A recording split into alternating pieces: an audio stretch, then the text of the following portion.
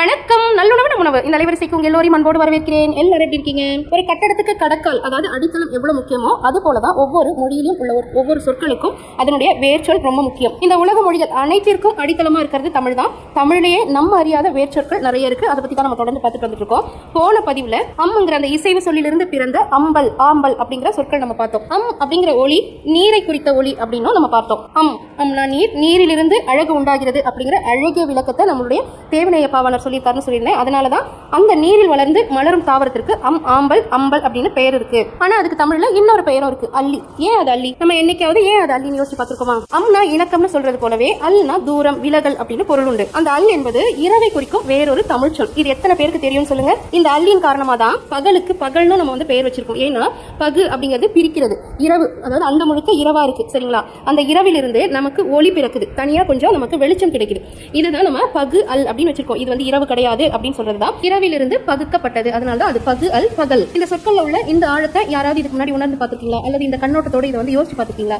இல்ல நான் இன்னைக்கு புதுசா தெரிஞ்சுக்கிட்டேன் அப்படின்னு சொல்றாங்க, மறக்காம கருத்து பெட்டியில சொல்லுங்க. அந்த இரவில் ஒளிர்வதுதான் நிலா. அதனாலதான் அதுக்கு அல்னு பெயர் வச்சிருக்காங்க. அதாவது பகல் அல்லாத அப்படிங்கிற பொருள் தான் அல்லன்றது நிலவுக்கான பெயராகவும் இருக்கு. ஒன்னோட ஒண்ணு எப்படி தொடர்பு பட்டிருக்கு பாருங்க. இதனாலதான் இதுக்கு வேர் சொற்கள் அப்படின்னு நம்ம சொல்றோம். நிலவை கண்டதும் மலரும் மலர், அதனாலதான் அதுக்கு அல் ஈந்தது, அதாவது இரவு கொடுத்த மலர் அப்படிங்கிற பொருள்ல அல்லி அப்படின்னு பெயர் வச்சிருக்காங்க. இந்த ஒரு சின்ன மலருக்கு எத்தனை பெயர்கள் பாருங்களேன்.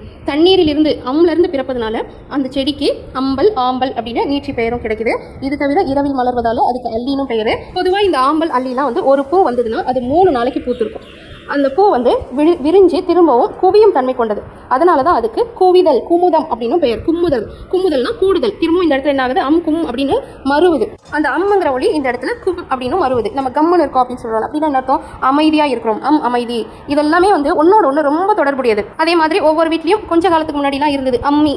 எத்தனை பேர் ஏன் அது அம்மின்னு யோசிச்சு பார்த்துருக்கீங்களா? ஏன்னா அது தாயும் சேயும் சேர்ந்து இருப்பதாக கருத்து. அதுக்கு மேல இருக்கிற அந்த சின்ன கல் இருக்கு பாருங்க, அம்மிக்கு மேல, அதுக்கு பேர் குழவி.